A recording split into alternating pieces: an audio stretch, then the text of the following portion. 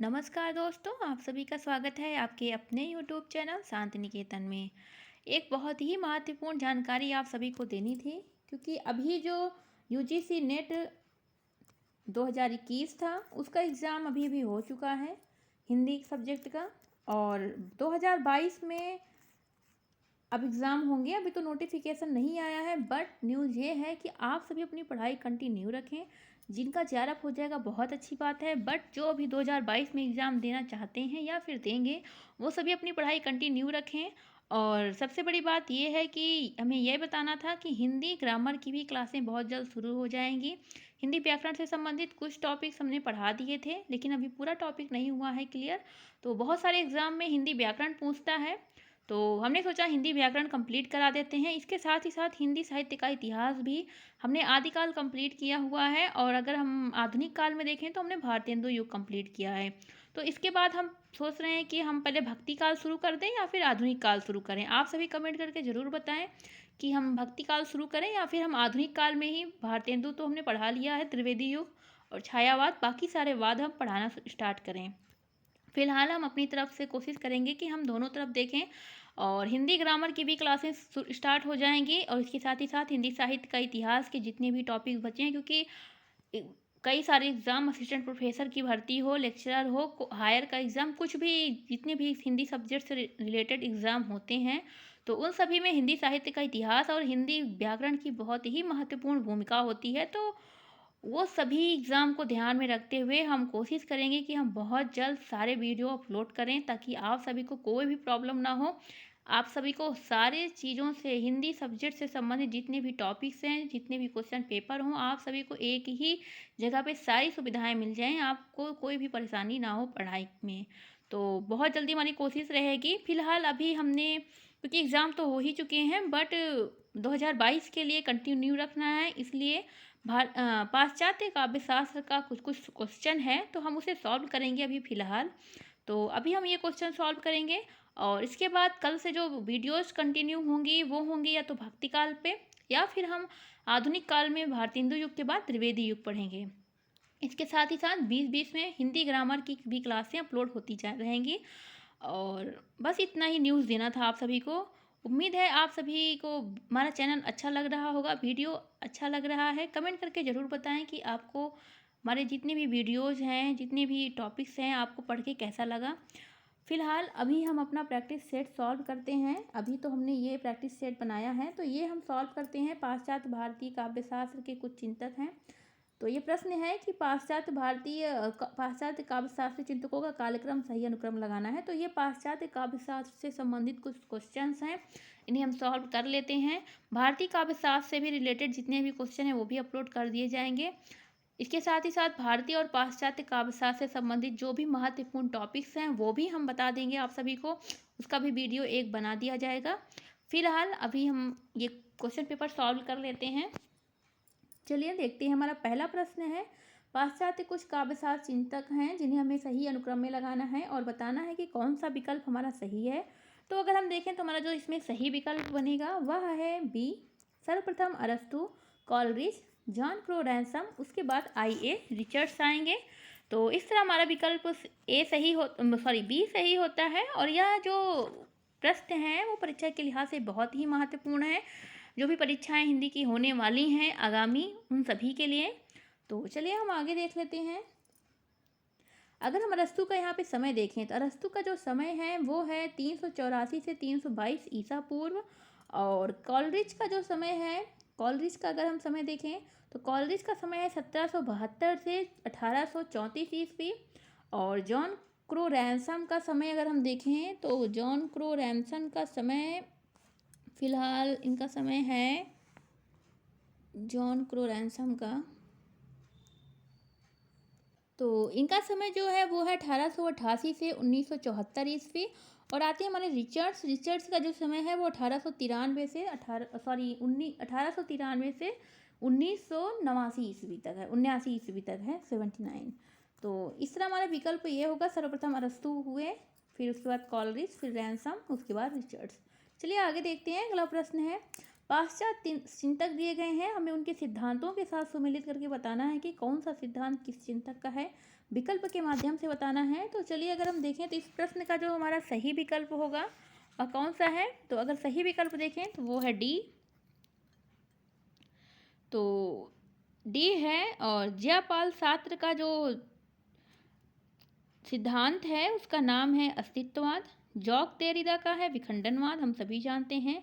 Elliott का है निर्वैयक्तिकता का सिद्धांत और क्रोंचे का है अभिव्यंजनावाद। बहुत ही महत्वपूर्ण सारे सिद्धांत हैं, सारे चिंतक हैं। चलिए आगे देखते हैं। अगला प्रश्न है, सुमेलित करना है फिर से।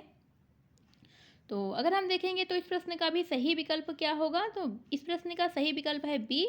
क्रोंचे का जो सिद्धांत है वो है अभिव्यंजनावाद। अगर हम रिचर्ड्स का देखें तो रिचर्ड्स का है संप्रेषण, कॉलरिज का है कल्पना और इलियट का है निर्वैयक्तिकता का सिद्धांत।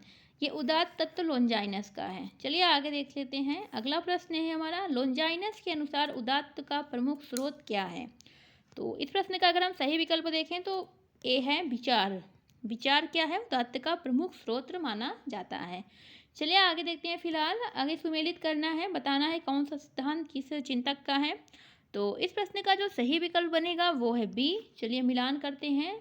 विरेचन जो है वो अरस्तू का है, हम सभी जानते हैं। निर्वैयक्तिकता किसका है, इलियट का है। रूपवाद जो है वो है, एक मिनट, रूपवाद किसका है, तो रूपवाद जो विखंडनवाद अगर हम देखेंगे तो देरिदा का है। देखिए इसमें हमारा ए में 3, तो ये हमारा विकल्प बी सही है, रूपवाद है। रूपवाद का मिलान हम करेंगे 2 से, कॉलरिज। यहाँ पे कॉलरिज है, जून 2006 में पूछा है और परीक्षा के लिहाज से इम्पॉर्टेंट है। चलिए आगे देखते हैं। निम्नलिखित का सही अनुक्रम हमें बताना है, कौन सा वाद पहले आया, उसके बाद कौन सा वाद आया, उसके बाद कौन सा वाद आया। तो इस हिसाब से अगर हम देखें तो सर्वप्रथम बी है यथार्थवाद, फिर मनोविश्लेषणवाद, उसके बाद अस्तित्ववाद, उसके बाद जाके संरचनावाद। तो चलिए आगे देख लेते हैं।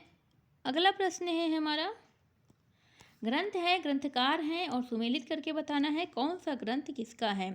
तो इस प्रश्न में अगर हम देखें तो जो सही विकल्प है वो है ए। चलिए मिलान कर लेते हैं। प्रैक्टिकल क्रिटिसिज्म जो बुक है वो रिचर्ड्स की है, और सीक्रेट वुड जो बुक है वो है इलियट की। लिरिकल ब्लैड्स जो है वो है वर्ड्सवर्थ की, और पोएटिक्स है अरस्तू की। मोस्ट इम्पॉर्टेंट बुक्स हैं। चलिए आगे देख लेते हैं। अगला प्रश्न है हमारा, कुछ वाद दिए हैं जिन्हें हमें क्रम से बताना है कि कौन सा वाद पहले आया कौन सा बाद में। तो सही, इसमें प्रश्न में सही विकल्प है सी, सर्वप्रथम संरचनावाद, अस्तित्ववाद, उसके उपरांत फ्रायडवाद और उसके उपरांत उत्तर संरचनावाद आया है। मोस्ट इम्पॉर्टेंट है।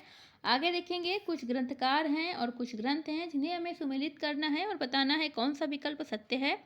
तो सत्य विकल्प है बी। चलिए मिलान कर लेते हैं। इलियट, इलियट की जो बुक है उसका नाम है दी वेस्ट लैंड।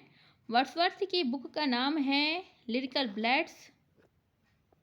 लोनजाइनस की बुक का क्या नाम है, तो लोनजाइनस की बुक का जो नाम है वो है पेरी इप्सुस, सॉरी, हाँ, लोनजाइनस की बुक का नाम है पेरी इप्सुस। और अरस्तू की बुक का नाम है पेरीपोई एथिकेस। महत्वपूर्ण है। चलिए आगे देख लेते हैं। रिपब्लिक जो है वो शायद प्लेटो की रचना है। आगे देखते हैं। ग्रंथ हैं, लेखक हैं, सुमेलित करके बताना है कौन किसकी बुक है। तो इस प्रश्न का जो सही विकल्प बनेगा वो है सी। चलिए मिलान करते हैं। एसेज इन क्रिटिसिज्म जो बुक है वो है मैथ्यू अर्नोल्ड की। बायोग्राफिया लिटरेरिया कॉलरिज का है। एस्थेटिक्स जो है वो है क्रोंचे की। और प्रैक्टिकल क्रिटिसिज्म जो बुक है वो है रिचर्ड्स की। बहुत ही महत्वपूर्ण है। दिसंबर 2010 में पूछा भी गया है। फिर से कृतियाँ दी हैं और हमें सुमेलित करना है और बताना है तो कौन सा विकल्प सत्य है। सत्य विकल्प अगर हम देखें तो वो है सी। चलिए मिलान कर लेते हैं। द कम्युनिस्ट मैनिफेस्टो जो बुक है वो है कार्ल मार्क्स की। The use of poetry and use of criticism ये जो बुक है वो है टी.एस. इलियट की।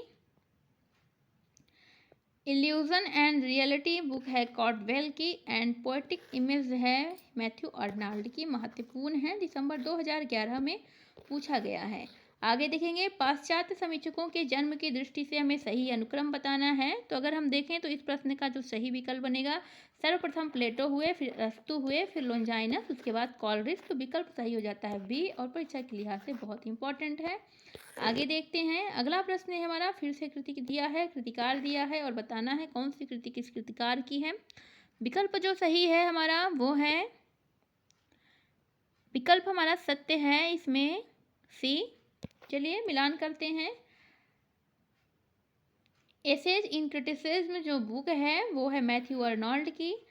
एस्थेटिका जो बुक है वो है क्रोंचे की, सॉरी ये है एस्थेटिका। फिलॉसफी ऑफ रिटोरिक जो बुक है वो है आई.ए. रिचर्ड्स की। A history of modern criticism जो बुक है वो है रेने वेलेक की। इंपॉर्टेंट है सारी बुक्स। आगे देखते हैं, अगला प्रश्न है, तो हमें मिलान करना है। देखिए अभी ये जो यूजीसी का एग्ज़ाम हुआ हिंदी का, उसमें अभिमन्यु अनंत को पूछा गया था ये कहाँ के हैं, तो ये मॉरिशस से संबंधित हैं। इस प्रश्न का पहले हम सही विकल्प देख लेते हैं। सही विकल्प है सी। जॉर्ज ग्रियर्सन जो हैं वो हैं आयरलैंड के हैं।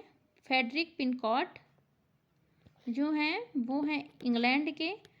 वरानिकोव ये हैं इटली के, सॉरी नहीं ये रूस के हैं। और हमारे अभिमन्यु अनंत हैं मॉरिशस के कवि। चलिए देखते हैं आगे। इनमें से संकलन त्रय में किसकी गणना नहीं की जाती? बहुत ही महत्वपूर्ण प्रश्न है। तो बताइए किसकी गणना नहीं की जाती है? तो गणना नहीं की जाती है वो है प्रभाव संकलन का। समय संकलन स्थान और कार्य का होता है, समय स्थान कार्य, प्रभाव का नहीं होता। तो विकल्प सही है सी। आगे देख लेते हैं, कुछ स्थापनाएं दी गई हैं, विद्वानों के साथ सुमेलित करना है कौन सी स्थापना किसकी है। तो अगर हम देखें तो इस प्रश्न का जो सत्य विकल्प होगा वो है डी। चलिए अगर हम मिलान करें तो इसमें जो पहला कथन है, महान कवि वही हो सकता है जो साथ में गंभीर दार्शनिक हो। तो यह जो कथन है वो अगर हम देखें तो वो है कॉलरिज का। और कविता व्यक्तित्व की अभिव्यक्ति नहीं बल्कि उससे पलायन है। ये जो पंक्ति है वो है टी.एस. इलियट की। काव्य भाषा तथ्यात्मक नहीं रागात्मक होती है, ये कथन है रिचर्ड्स की। और महान व्यक्तित्व ही महान विचारों से संपन्न होता है, यह है लोंजाइनस का। चलिए आगे देख लेते हैं, महत्वपूर्ण है सारी पंक्तियाँ। आगे देखेंगे तो कुछ बुक्स दी गई हैं, सॉरी कुछ सिद्धांत दिए गए हैं और कुछ बुक्स दी गई हैं, हमें सुमेलित करना है। तो इस प्रश्न का सत्य विकल्प जो है वो होगा सी। रागात्मक भाषा ये किससे संबंधित है, किस बुक से? तो ये संबंधित है शायद मीनिंग ऑफ द मीनिंग से, द मीनिंग ऑफ मीनिंग से, द मीनिंग ऑफ मीनिंग से। परंपरा और व्यक्तिक प्रश्न सेक्रेट वुड। कल्पना सिद्धांत बायोग्राफिया लिटरेरिया कॉलरिज। अनुकरण सिद्धांत ये पेरिपोइटिकेस का है, अरस्तु। चलिए आगे देख लेते हैं। रिचर्ड्स के कुछ ग्रंथ दिए हैं, उनका प्रकाशन वर्ष दिया है और हमें बताना है कौन सा विकल्प सत्य है। तो सत्य विकल्प अगर हम देखें तो वो है हमारा D. The principle of literary criticism का जो समय है वो है 1924। द फिलॉसफी ऑफ रेटारिक का जो समय है वो 1936। साइंस एंड पोएट्री का जो समय है वो 1926। और प्रैक्टिकल क्रिटिसिज्म का जो समय है वो है 1929।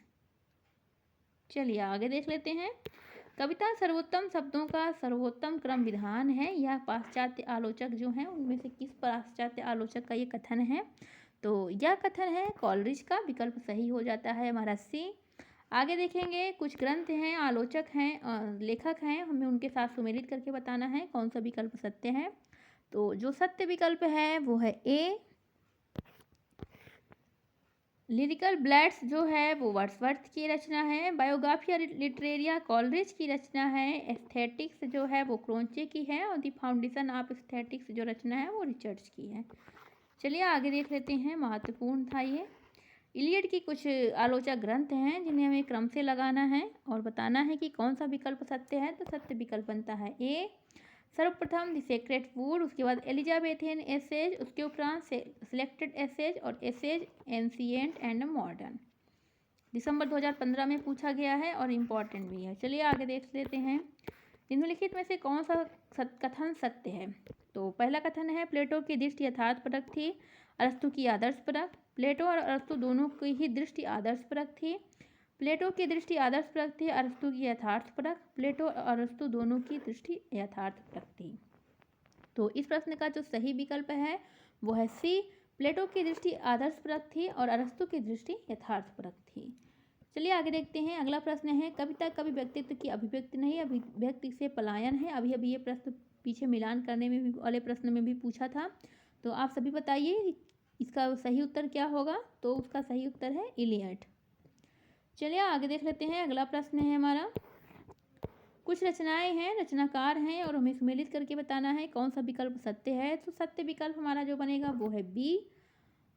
चलिए मिलान करते हैं। चर्च एंड स्टेट जो रचना है वो है कॉलरिज की। Literature and drama Matthew Arnold की है। The foundation of aesthetics Richards की है। और आर्ट्स पोएटिया ये जो रचना है वो है होरेस की। जुलाई 2006 में पूछा है और इम्पोर्टेंट भी है। आगे देखते हैं। लेखन काल के अनुसार पाश्चात्य आलोचकों का सही अनुक्रम बताना है। तो सही अनुक्रम जो होगा वो होगा वर्ड्सवर्थ, उसके उपरांत क्रोंचे, फिर इलियट और उसके उपरांत रिचर्ड। सही विकल्प बन जाएगा हमारा ए। चलिए आगे देख लेते हैं। अगला प्रश्न है निम्नलिखित में कौन सी रचना मैथ्यू अर्नोल्ड की नहीं है। तो अगर हम देखें तो मैथ्यू अर्नोल्ड की द कॉकटेल पार्टी ये मैथ्यू अर्नोल्ड की नहीं है। बाकी culture and anarchy, literature and drama और essays on church and state इन्हीं की है, मैथ्यू अर्नोल्ड की। ये द कॉकटेल पार्टी ये नहीं है। आगे देखेंगे। ऐतिहासिक दृष्टिकोण से हमें पाश्चात्य साहित्य चिंतकों का सही क्रम लगाना है। तो अगर सही क्रम लगाएं तो देखें सर्वप्रथम अरस्तू आए, कॉलरिज, फिर अर्नोल्ड और उसके उपरांत इलियट। तो विकल्प सही हो जाएगा ए। जनवरी 2017 में क्वेश्चन पूछा गया है। आगे देखेंगे। रिचर्ड्स द्वारा लिखी गई इसमें से कौन सी किताब नहीं है ये पूछा गया है। तो इसमें कौन सी किताब रिचर्ड्स की नहीं है। तो नहीं है तो notes towards the definition of culture ये रिचर्ड्स की नहीं है। बाकी लिटरेरी क्रिटिसिज्म, प्रैक्टिकल क्रिटिसिज्म और कॉलेज ऑफ इमेजिनेशन ये तीनों ही रिचर्ड्स की रचना है। आगे देखते हैं। अगला प्रश्न है हमारा, कौन सा पश्चिमी विचारक 20वीं शताब्दी में मौजूद नहीं था ये पूछा गया है। तो जो नहीं मौजूद था वो थे कॉलरिज, सैमुअल टेलर कॉलरिज। ये 20वीं शताब्दी के नहीं हैं। तो आगे देखते हैं। अगला प्रश्न है, अगर कॉलरिज का टाइम क्या है। तो कॉलरिज का जो समय हम देखें, क्योंकि इसमें 20वीं शताब्दी के नहीं हैं तो ये कौन सी शताब्दी के हैं ये हम देख लेते हैं। तो कॉलरिज का जो समय है वो है 1772 से 1834 ईस्वी इनका समय माना जाता है। चलिए आगे देख लेते हैं। जन्म वर्ष के अनुसार पाश्चात्य विचारकों का सही अनुक्रम लगाना है। अगला प्रश्न है हमारा। तो इस प्रश्न का जो सही विकल्प बनेगा वो है बी।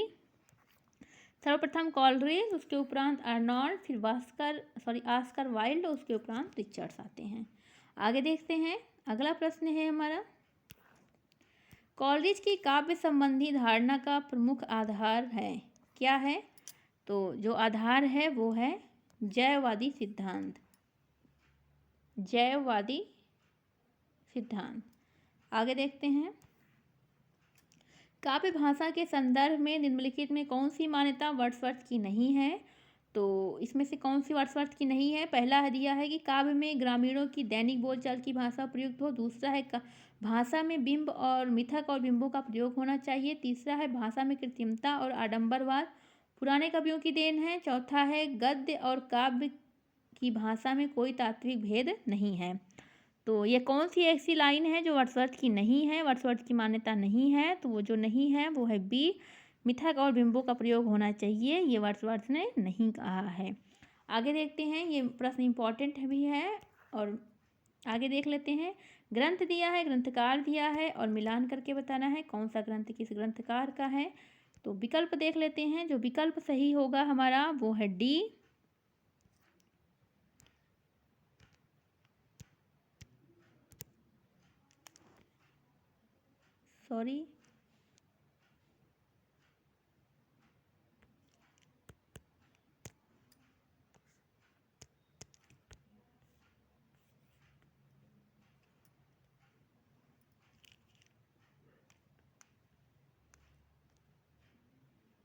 चलिए देखते हैं। तो सॉरी, एक मिनट, ये प्रश्न था, ये है, हमें मिलान करना है। तो इस प्रश्न का जो सही विकल्प हमने क्या बताया, डी है। डी, चलिए हम मिलान कर लेते हैं। पेरिइप्सुस है लॉन्जाइनस की रचना। दी सेक्रेट वुड अभी अभी हमने सॉल्व किया था, इलियड की है। पोएटिक्स है अरस्तु की, और बायोग्राफिया लिटरेरिया है कॉलरिज की। चलिए आगे देखते हैं। अगला प्रश्न है, प्लेटो के दर्शन में मुख्यतः निम्नलिखित में से किन विषयों का उल्लेख नहीं मिलता है। तो अगर हमें नहीं मिलता है जो उल्लेख, तो वो उल्लेख है अभिव्यंजनावाद का। बाकी आदर्श राज एवं आत्म की अमृत सिद्धि, इसका भी उल्लेख मिलता है। प्रत्यय सिद्धांत एवं ज्ञान मीमांसा भी है, और सृष्टि शास्त्र भी है, लेकिन अभिव्यंजनावाद का कहीं भी उल्लेख नहीं है। चलिए आगे देखते हैं। अगला प्रश्न है हमारा, ये सॉरी विकल्प हमारा ये था, तो विकल्प हमारा सही होगा डी, ये अभिव्यंजनावाद, केवल 4 अभिव्यंजनावाद। चलिए आगे देख लेते हैं। अगला प्रश्न है, प्लेटो के राज्य संबंधी चिंतन के 2 आधार हैं। कौन से वो 2 आधार हैं, ये हमें बताना है। तो वो आधार जो हैं वो हैं 2, दर्शन और प्रयोजन। दर्शन और प्रयोजन 2 आधार हैं। विकल्प सही हो जाएगा बी। चलिए अगला प्रश्न है हमारा कि कथन दिया है, पूछा गया है कि किस विद्वान द्वारा कहा गया है। तो कथन है, चूंकि कला नकल की नकल है, छाया की छाया है, अतः मिथ्या है। अयथार्थ, अवास्तविक या मिथ्या होने के कारण कोई कलाकृति ना तो व्यक्ति का कल्याण कर सकती है और ना ही राज्य का। हम सभी जानते हैं कथन किसका होगा, क्योंकि किसने कला का विरोध किया था, कला कला नहीं है, इस सिद्धांत को किसने नहीं माना था, हम सभी जानते हैं। तो विकल्प सही है, हमको सभी पता है, प्लेटो।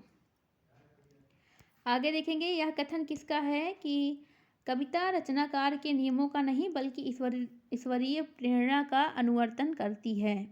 यह कथन किसका है, तो यह भी कथन प्लेटो का है। प्लेटो ने काव्य में 3 प्रमुख भेद स्वीकार किए हैं। वो भेद कौन कौन से हैं, ये हमें बताना है। तो वे भेद हैं अनुकरणात्मक, वर्णनात्मक और मिश्र। चलिए आगे देखते हैं। अगला प्रश्न जो हमारा है प्लेटो पर ही है। प्लेटो के अनुसार प्रगीति के अंग कौन नहीं है, दिया है शब्द, छंद, माधुर्य और लय। हमें कूट के माध्यम से बताना है कि कौन नहीं है। तो अगर हमारा सही विकल्प देखें तो वह है बी। तो इसमें से ना तो शब्द है, ना ही माधुर्य है, ना ही लय है, कौन है, छंद। प्रगीति के अंग कौन है प्लेटो के अनुसार, छंद, क्योंकि विकल्प हमारा सही है बी। आगे देखेंगे। अगला प्रश्न है, प्लेटो ने काव्य हेतु माना है किसे। प्लेटो ने काव्य हेतु माना है, तो प्लेटो ने जिसे काव्य हेतु माना है वह ईश्वरीय उन्माद, देवी प्रेरणा को। आगे देखें। अगला प्रश्न है, प्लेटो के काव्य सिद्धांत के बारे में उल्लेख कथन दिया गया है। कूट के माध्यम से बताना है कौन सा सही है। प्लेटो ने कहा, चूंकि कला नकल की नकल है, छाया है, अतः मिथ्या है। कभी उन्मत्त व्यक्ति है, वह काव्य देवी द्वारा अंतः प्रेरित तथा अविष्ट होकर रचना करता है। अगला है, कभी केवल माध्यम है, वास्तविक रचयिता या गायक स्वयं ईश्वर हैं। अगला है, कभी उन्मत्त व्यक्ति के साथ साथ तार्किक जीवन से भी काव्य का मूल आधार तय करता है। कूट के माध्यम से चयन करना है कौन कौन सा कथन सत्य है। तो इस प्रश्न का जो सही विकल्प बनेगा वो है डी। पहला सत्य है, दूसरा सत्य है और तीसरा सत्य है। ये वाला सत्य नहीं है, ये प्लेटो के सिद्धांत में नहीं है। आगे देखेंगे। अरस्तु के अनुकरण सिद्धांत में कलाकार किन 3 प्रकार की वस्तुओं में से किसी एक का अनुकरण कर सकता है। तो दिया है कि जैसी वे थी या हैं, पहला। दूसरा है जैसी वे कही या समझी जाती हैं। तीसरा है जैसी वे रहेंगी और जैसा वो थी। अगला है जैसी वे होनी चाहिए। विकल्प के माध्यम से बताना है कौन सा सही है। तो इस प्रश्न का जो सही विकल्प है वो है डी। डी हम देखते हैं कौन सा है। डी विकल्प ये है, पहला सही है, दूसरा सही है और चौथा। पहला, दूसरा और चौथा, तीसरा नहीं है। चलिए आगे देख लेते हैं। अगला प्रश्न है अरस्तु से ही संबंधित। अरस्तु के अनुसार त्रासदी के कथानक को कितने भागों में बांटा गया है। तो जो विभाजन किया गया है वो 3, ऐतिहासिक, काल्पनिक और आनुश्रुतिक। तो विकल्प सही हो जाता है हमारा सी। आगे देखेंगे। फिर से अरस्तु से संबंधित प्रश्न है, अरस्तु के विवेचन सिद्धांत की तुलना किसके सिद्धांत से की जाती है। तो जो की जाती है वो अभिनवगुप्त के अभिव्यंजनावाद से। चलिए आगे देखते हैं। फिर से अगला प्रश्न है अरस्तु के ही संदर्भ में, थोड़ा छोटा कर लेते हैं, कूट के माध्यम से बताना है हमें। अरस्तू के अनुसार विरेचन सिद्धांत की परिभाषा के संबंध में उल्लेख तथ्य है। पहला है, दुखांतक ऐसे कार्य व्यापार का अनुकरण है जो करुणा और भय को उद्बुद्ध कर इन भावों का उचित विरेचन करे। अगला कथन है, विरेचन ऐसे कार्य व्यापार की चेतना का नाम है जो केवल ऐसे भावों का विरेचन करता है जो सकारात्मक होते हैं। अगला कथन है, दुखांतक ऐसी मनोस्थिति है जो जीवन को पूर्णतः निराशा की ओर ले जाती है। अगला बिंदु है, विरेचन में जीवन के संपूर्ण मनोभावों का चित्र उभरता है। तो इस प्रश्न का जो सही विकल्प बनेगा वो है डी, केवल एक सत्य है। पहला ही सत्य है, बाकी ये सब अरस्तू के कथन नहीं हैं। चलिए आगे देखते हैं। फिर विरेचन सिद्धांत से संबंधित कथन को हमें बताना है कि कौन सा इसमें असत्य है। असत्य कथन का चयन करना है। तो कथन है, विरेचन भारतीय चिकित्सा शास्त्र का पारिभाषिक शब्द है। दूसरा है, कथारसिस शब्द का प्रयोग दुखांतक के प्रभाव के प्रसंग में किया गया। अगला है, विरेचन ग्रीक साहित्य की एक महत्वपूर्ण विधा थी। अगला कथन है, दुखांतक ऐसे कार्य व्यापार का अनुकरण है जो करुणा और भय को उद्बुद्ध कर इन विचारों का उचित विरेचन करे। तो इस प्रश्न का जो सही विकल्प बनेगा वो कौन सा है? सी। सी जो है वो असत्य है, बाकी सारे कथन जो हैं वो सत्य हैं। चलिए आगे देखते हैं। अगला प्रश्न है हमारा, कविता ज्ञान का प्राण है, उसकी शुद्ध चैतन्य आत्मा है, वह राग दीप्त अभिव्यक्ति है जो समस्त विज्ञान का आश्रय है, ये कथन किसका है? तो कथन दिया है और पूछा है किसका है, तो किस कथन है? वर्ड्सवर्थ का। आगे देखेंगे हम। अगला प्रश्न है, वर्ड्सवर्थ के उल्लेख में कुछ तथ्य दिए हैं और कूट के माध्यम से हमें बताना है कि कौन से कथन सत्य हैं। तो पहला है, लिरिकल ब्लेड्स की प्रथम संस्करण की भूमिका एडवर्टीजमेंट नामक शीर्षक से लिखी गई। दूसरा है, प्रकृति उनके विचारों का मूल थी। तीसरा है, वर्ड्सवर्थ और कॉलरिज ने मिलकर काव्य संबंधी चिंतन किया। अगला है, इस संग्रह का चतुर्थ संस्करण 1820 में प्रकाशित हुआ। तो कौन सा विकल्प सत्य है, कूट के माध्यम से हमें बताना है। तो अगर हम देखें तो सत्य कथन है डी, पहला, दूसरा और तीसरा। पहला, दूसरा, तीसरा सत्य है, चौथा कथन असत्य है। चलिए आगे देख लेते हैं। प्रकाशन वर्ष के अनुसार कृतियों का सही अनुक्रम लगाना है।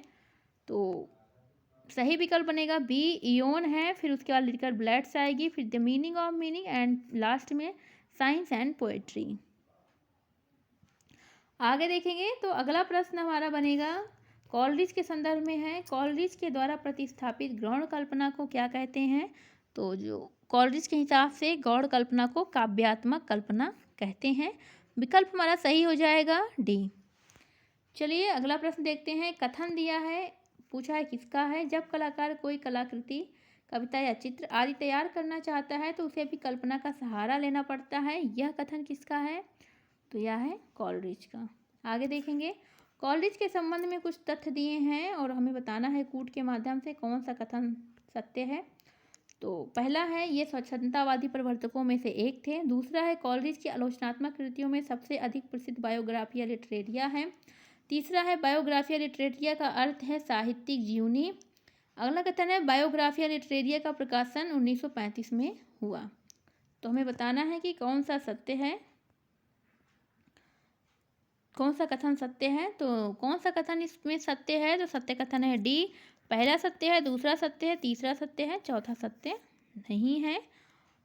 तो आगे देखते हैं। अगला प्रश्न है हमारा, बताना है कौन सा कथन सत्य है कूट के माध्यम से। पहला है, कॉलरिज कल्पना के दो भेद मानते हैं, मुख्य और गौण। दूसरा है, कॉलरिज की महत्वपूर्ण रचना बायोग्राफिया लिटरेरिया है, जिसका अर्थ है साहित्यिक जीवन। तीसरा कथन है, कॉलरिज ने ग्रामीणों की भाषा का प्रयोग बायोग्राफिया लिटरेरिया में किया है। अगला है, कॉलरिज कल्पना को केवल काव्य सृजन के लिए ही नहीं बल्कि उत्कृष्ट आलोचना के लिए भी अनिवार्य मानते हैं। तो बताना है कि कौन सा कूट सत्य है। तो इस प्रश्न का जो सत्य कूट है वो है बी, पहला सही है, दूसरा सही है और तीसरा सही है। ये कॉलरिज ने नहीं किया है। ग्रामीण भाषा के हिसाब, ये जो भाषा वाला शब्द वहाँ वर्ड्सवर्थ आएंगे, ये कॉलरिज नहीं है। पहला, दूसरा और चौथा सही है, सी वाला गलत है। आगे देखेंगे, तीसरा गलत है। किसने यह दावा किया है? अगला प्रश्न है कि स्वच्छंदतावादियों की रचना प्रक्रिया भावों की अभिव्यक्ति नहीं बल्कि भावों का दमन करती है। तो किसने ये दावा किया है? दावा किया है इलियट ने। विकल्प सही हो जाता है हमारा डी। आगे देखते हैं, अगला प्रश्न है, कथन है, अच्छा रचनाकार कविता में अत्यंत संयमित आत्म अभिव्यक्ति करता है। वह अपनी भावनाओं तथा व्यक्तिगता से अधिकतम दूरी बनाए रखते हुए काव्य रचना करता है। ये कथन किसका है? तो ये जो कथन है वो है ए, इलियट का। आगे देखेंगे, टी.एस. इलियट के लेख हैं कुछ और इन्हें पढ़ के हमें बताना है इस संबंध में कौन सा कथन सत्य है। और लेख का नाम है traditional and the individual talent. उसके संदर्भ में कुछ तथ्य हैं और हमें बताना है कूट के माध्यम से कौन सा सही है। पहला तथ्य है, इस लेख का उद्देश्य निर्व्यक्तिकता के सिद्धांत को व्याख्यायित करना है। अगला है, इस लेख का आशय वस्तुनिष्ठ समीकरण के सिद्धांत को कविता में प्रतिष्ठित करना है। अगला है, इस लेख के माध्यम से टी.एस. इलियट कविता की नई परिभाषा करते हैं। अगला कथन है, इस लेख का उद्देश्य रोमांटिक संप्रदाय की व्यक्तिवादिता के बदले परंपरा के महत्व को स्थापित करना और परंपरा के अंतर्गत ही व्यक्तिक प्रज्ञा की सार्थकता प्रदर्शित करना है। सही कूट के माध्यम से बताना है कौन सा विकल्प सत्य है। तो इस प्रश्न का जो सत्य विकल्प बनेगा वो है डी। केवल इसमें चौथा ही कथन सत्य है, बाकी तीनों ही कथन असत्य हैं। चलिए आगे देखते हैं। अगला प्रश्न है हमारा, पूछा है, इलियट का सिद्धांत निम्नलिखित में से कौन सा नहीं है? सही कूट का चयन करना है। दिया है परंपरा का सिद्धांत, व्यक्तिवाद का सिद्धांत, निर्व्यक्तिकता का सिद्धांत और वस्तुनिष्ठ से समीकरण। तो कौन सा विकल्प सही होगा इस प्रश्न में? तो सही विकल्प है ए, केवल दो। नहीं है तो नहीं है, तो व्यक्तिवाद का सिद्धांत नहीं है इनका, बाकी परंपरा का, निर्व्यक्तिकता का और वस्तुनिष्ठ 1, 2 और 4 ये इनका है। बाकी तीसरा नहीं, दूसरा नहीं है। 1, 3, 4 है। आगे देखेंगे, कुछ रचनाएं दी हैं जिसमें पूछा है कि रिचर्ड्स की रचना कौन सी नहीं है। रचनाएं हैं the philosophy of rhetoric, science and poetry, individual talent and imagination. कूट के माध्यम से बताना है कौन सा नहीं है। तो इस प्रश्न का जो सही विकल्प है वो है सी, तीसरी और चौथी, इंडिविजुअल टैलेंट एंड इमेजिनेशन। ये रिचर्ड्स की रचना नहीं है, बाकी पहली और दूसरी रिचर्ड्स की रचना है। आगे देखेंगे, रिचर्ड्स के अनुसार संप्रेषण की परिभाषा क्या है? यह हमें सही कूट के माध्यम से बताना है।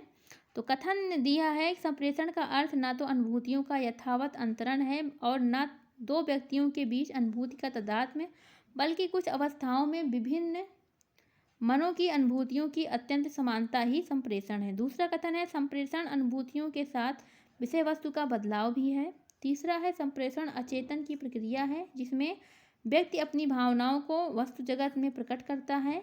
अगला है, संप्रेषण में अनुभूतियों के साथ भावनाओं का भी मेल होता है। सही कूट का चयन करना है। तो जो सही कूट है, सही विकल्प है हमारा, वो बनेगा डी। केवल पहला ही सत्य है और बाकी सारे ही कथन असत्य हैं। तो चलिए अगला प्रश्न हम देखते हैं। रिचर्ड्स के अनुसार भाषा में अर्थ के कितने प्रकार हैं? तो अर्थ के जो प्रकार हैं वो हैं 4। अगला प्रश्न है हमारा, नई समीक्षा के संदर्भ में निम्नलिखित में से सही का चयन करना है। पहला पॉइंट है, यह काव्य आंदोलन 20वीं शताब्दी के आरंभ में शुरू हुआ। अगला है, यह काव्य आंदोलन के केंद्र में रचना है, उसका रचनाकार नहीं। अगला है, नई समीक्षा शब्द का सर्वप्रथम प्रयोग कोलंबिया विश्वविद्यालय के प्रोफेसर जे.ई. स्पिनगॉर ने किया। अगला तथ्य है, नई समीक्षा वह पद्धति है जो इलियट की परंपरा सिद्धांत को अपना मुख्य आधार मानती है। सही कूट का चयन करना है। तो सही कूट है जो वो है डी। 1, 2, 3, 4 सारे ही सत्य हैं। नई समीक्षा के संदर्भ में सारे ही कथन सत्य हैं, परीक्षा के दृष्टिकोण से इम्पोर्टेंट है सब। चलिए अगला प्रश्न हम देख लेते हैं। अगला प्रश्न है,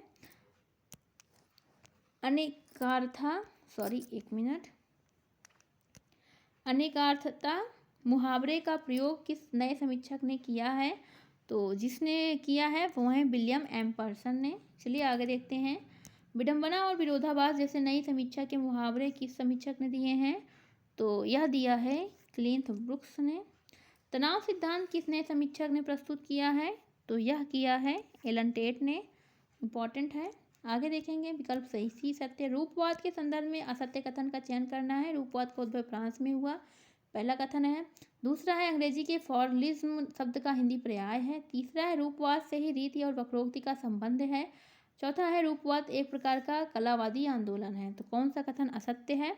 तो असत्य कथन इस निम्नलिखित में जो है वो है ए, इसका उद्भव फ्रांस में नहीं हुआ है। आगे देखेंगे, फिर से असत्य कथन का चयन करना है। यह संबंध है मिथक के संबंध में। तो इसमें जो कथन असत्य है वो है बी, मिथक का उद्भव फ्रांस में हुआ, ये असत्य है। बाकी नगेंद्र ने मिथक को 2 वर्गों में विभाजित किया, प्राकृतिक और धार्मिक, तो ये सत्य है। और मिथक को समानतः 3 हिस्सों में सृष्टि संबंधी, प्रलय संबंधी और देवताओं के प्रणाचार्य संबंधी में बांटा जा सकता है, ये भी सत्य है। इसका उद्भव यूनानी शब्द मिथोस से हुआ, यह कथन भी सत्य है, बट ये वाला कथन असत्य है। तो चलिए आगे देख लेते हैं अगला प्रश्न हम।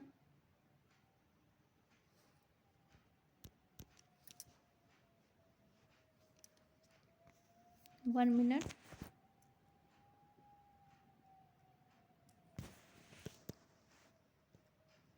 आगे देखते हैं, प्रतीकवाद को चित्रभाषावाद किस आधुनिक भारतीय आलोचक ने कहा है? तो जिसने कहा है वो है आचार्य रामचंद्र शुक्ल। अगला देखना है, सुमेलित किया गया है, तो हमें बताना है कौन सा वाद कहाँ से संबंधित है। तो इस प्रश्न का जो सही विकल्प बनेगा वो है बी, रूपवाद रूस से संबंधित है, प्रकृतिवाद फ्रांस से संबंधित है, अस्तित्ववाद जर्मनी से संबंधित है, नई आलोचना इंग्लैंड से संबंधित है। तो इस प्रश्न का जो सत्य विकल्प है वो है बी। आगे देखेंगे, सुमेलित करना है, पत्रिकाएं हैं और संपादक हैं, तो दिया है। इस प्रश्न का तो विकल्प हम देख लेते हैं कौन सा विकल्प सत्य है। तो विकल्प हमारा इसमें ये थोड़ा छोटा कर लेते हैं, थोड़ा दिखने में दिक्कत ना हो आप लोगों को। ये है पत्रिकाएं, ये है संपादक। तो विकल्प इसमें सही है ए हमारा। स्क्रूटनी जो है वो लीविस की है। द क्राइटेरियन जो है वो इलियट की है। द फ्यूजिटिव जो है वो है रैंसम की। और ला कृतिका जो है वो है क्रोंचे की। इम्पॉर्टेंट है सभी। आगे देखते हैं, असत्य कथन का चयन करना है। तो इस प्रश्न का जो सही विकल्प बनेगा वो है सी, इजरा पाउंड को बिंब का प्रवर्तक माना है, यह कथन असत्य है शुक्ल जी ने। चलिए आगे देखते हैं, अगला प्रश्न है, प्रकाशन वर्ष के हिसाब से कृतियों का सही अनुक्रम लगाना है। तो इसमें सही होगा A, church and state, selected essays, the common pursuit and literature and drama के बाद आएगा। तो इस तरह ये कुछ प्रश्न थे हमारे आज पाश्चात्य काव्यशास्त्र के संदर्भ में। तो हमने जैसे पहले ही स्टार्टिंग में न्यूज़ दी आप सभी को कि अब हम प्रैक्टिस सेट तो सॉल्व करेंगे ही करेंगे, इसके साथ में हिंदी साहित्य के इतिहास के संदर्भ में हमने आदिकाल पढ़ा हुआ था और अब हम भक्तिकाल शुरू करेंगे और या फिर हम आधुनिक काल में भारतेंदु युग हमने देख लिया था, हम त्रिवेदी युग से स्टार्ट करेंगे। इसके साथ ही हिंदी व्याकरण की भी क्लासें शुरू होंगी क्योंकि हिंदी व्याकरण बहुत सारे एग्जाम में पूछा जा रहा है। यूपी टेट का भी एग्ज़ाम नज़दीक है, उसमें भी हिंदी व्याकरण थोड़ा बहुत पूछता है। जिनका हिंदी सब्जेक्ट होगा उसमें तो पूछेगा ही, बाकी बहुत सारे एग्ज़ाम हिंदी के होंगे। तो इसीलिए हिंदी व्याकरण के साथ साथ अब हिंदी साहित्य का इतिहास भी चलेगा, दोनों ही के संबंध में वीडियो अपलोड किए जाएंगे। तो अभी तो फ़िलहाल इतना ही, हमने ये प्रैक्टिस सेट आपको सॉल्व करा दिया। फ़िलहाल 2021 का एग्ज़ाम हो चुका है यूजीसी नेट का, बट ये आपके लिए 2022 में महत्वपूर्ण बनेगा। अभी से तैयारी करते रहिए क्योंकि लापरवाही सही नहीं है। अभी से हम तैयारी करेंगे तभी हम जाके 2022 में अच्छा कर पाएंगे। तो फिलहाल अभी इतना ही, मिलते हैं एक नए वीडियो के साथ, तब तक के लिए धन्यवाद।